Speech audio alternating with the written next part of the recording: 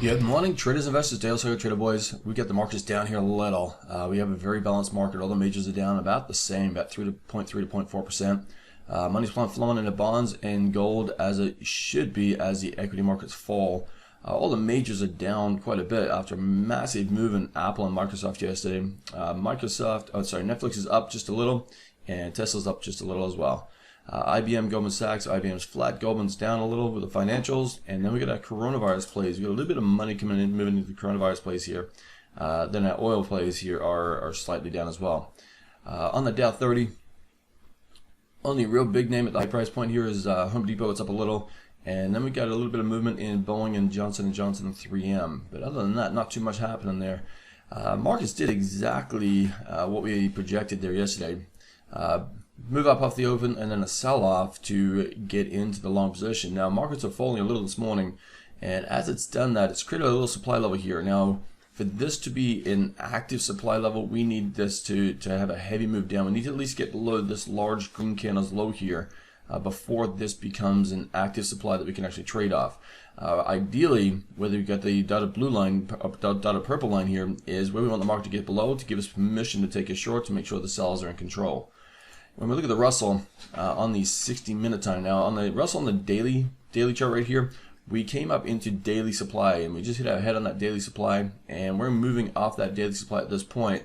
Now to get into a transaction on this, we dropped down the 60-minute time frame, and we've got a nice supply level here, nice strong move away. We did not breach the low of this candle just yet, and that's the rules we need to follow. We need to get a break below that low.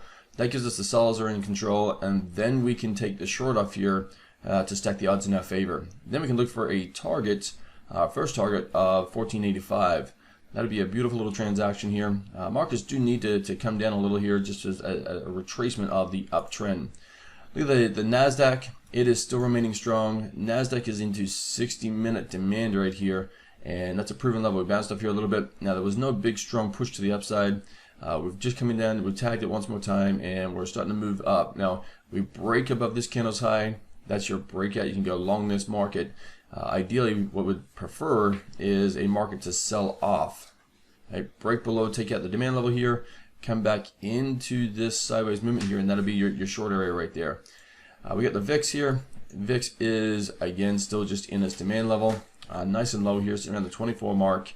If we get any sort of retracement, you'll see the VIX rise just a little.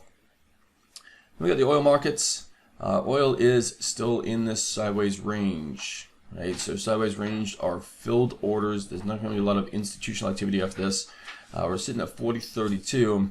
So your longer term play wouldn't be a bad idea. You can pick up some oil here and look for the longer term up move in oil as a long term play. Gold is remaining strong. Gold has now created a sideways base right here and put in an all-time high there yesterday. Gold breaks out, you can jump on gold. Ideally, what you prefer is a retracement down in this area here that we talked about yesterday, 1950, and then jump on board gold to have a much larger return with much smaller risk. That's a quick update in the morning here of the overview of the markets. Not a great deal happening. Have a great trading day. We'll see you in the morning.